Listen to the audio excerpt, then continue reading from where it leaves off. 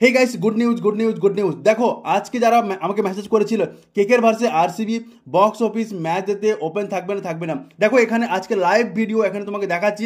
এখন বাজে সকাল 8:30, এখনো বক্স অফিস ওপেন হয়নি, বাট বক্স অফিসের সামনে কিন্তু ভিড় জমা হয়ে গেছে এবং ম্যাচ ডে মানে আজকে 22 মার্চে বক্স অফিস ওপেন থাকছে। যারা ওই বাইরে থেকে দূর থেকে আসছো ম্যাচ ডেটে ফিজিক্যাল টিকিট কালেক্ট করার জন্য অনলাইনে বুকিং করার পরে, তাদের বলে দিই গুড নিউজ কি বক্স অফিস ওপেন থাকছে আজকে।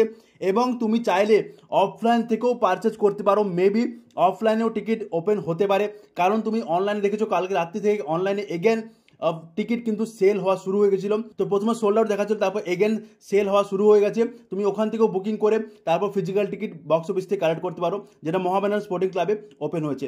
ডিফারেন্ট ডিফারেন্ট কাউন্টার তুমি দেখতে পাবে ওখানে কিন্তু ওপেন হয়েছে, রেডিমশনের জন্য লেফট সাইডে এবং অফলাইন টিকিটের সেলের জন্য রাইট সাইডে। তো অফলাইন সেলের জন্য টোটাল 4টি কাউন্টার দেখতে পাবে।